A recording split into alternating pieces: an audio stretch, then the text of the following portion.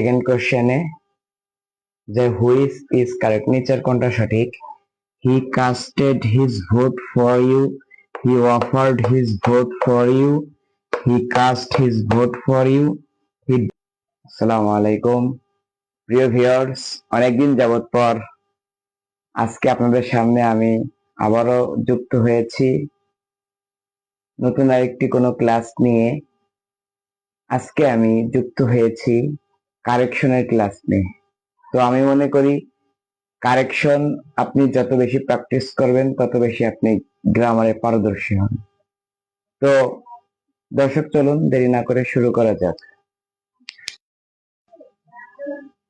তো আমরা শুরুতেই প্রথম প্রশ্ন দেখে নিই, হুইচ সেন্টেন্স ইজ কারেক্ট, অর্থাৎ নিচের কোন সেন্টেন্সটি সঠিক রয়েছে।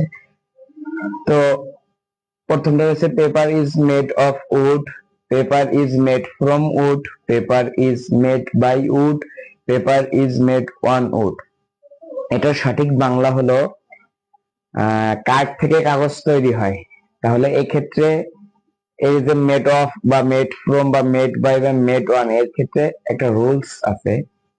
যে রুলসটা এরকম যে কোনো উৎপাদিত কোনো জিনিস থেকে যদি অপর একটি জিনিস তৈরি হয় বা উৎপাদিত হয়, তখন ওই উৎপাদিত বস্তুটি যদি তার মধ্যে ওই উপাদান যদি থাকে তাহলে মেড অফ বসে। আর যদি ওই উৎপাদিত জিনিসের মধ্যে যদি ওই উপাদান আর দেখা যায় না, তাহলে মেড ফ্রম বসে। রোজটা হয়তো ভালো করে বুঝাইতে পারিনি, আমি আরেকটু যদি রিপিট করি, যে কোনো জিনিস থেকে যদি আমি অপর একটি জিনিস তৈরি করি বা উৎপাদন করি, এই উৎপাদিত বস্তু যদি ওই উপাদান যদি দেখা যায়, উৎপাদিত বস্তুর মধ্যে যদি ওই উপাদান দেখা যায় তাইলে মেড অফ বসে। আর যদি ওই উৎপাদিত বস্তুর মধ্যে ওই উপাদান আর দেখা না যায় তাইলে মেড ফ্রম বসে। অর্থাৎ এখানে যদি আমরা ওই রুলসটা চিন্তা করি, এই কাঠ থেকে কি তৈরি হচ্ছে? কাগজ তৈরি হচ্ছে। তাহলে কাঠ থেকে যখন কাগজ তৈরি হয়, এই কাঠটা হচ্ছে উপাদান আর পেপারটা হচ্ছে উৎপাদিত বস্তু। তাহলে কাগজ তৈরি হওয়ার পরে ওই কাঠ কি আর দেখা যায়? দেখা যায় না। সো এটা কি হবে? মেড ফ্রম হবে। তাহলে কি হচ্ছে? মেড ফ্রম হচ্ছে। কারণ কাগজ যখন তৈরি হয় তখন কিন্তু আর সেই উৎপাদিত বস্তুর মধ্যে এই যে উপাদান কাঠ, এটা কি আর দেখা যায় না। তো কি হচ্ছে? Paper is made from would. এরপরে চলে এলাম আমরা সেকেন্ড কোশ্চেনে, যে হুইচ ইজ কারেক্ট, নিচের কোনটা সঠিক?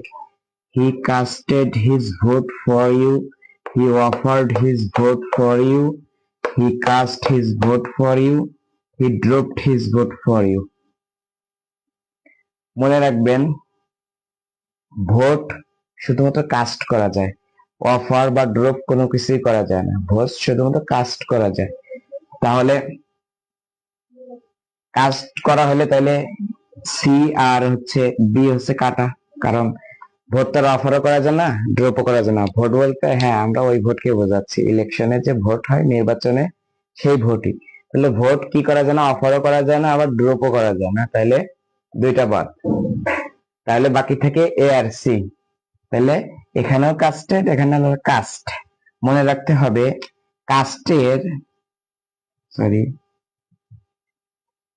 কাস্টের তিনটা ফর্ম একই, V1, V2 এবং V3 সেম।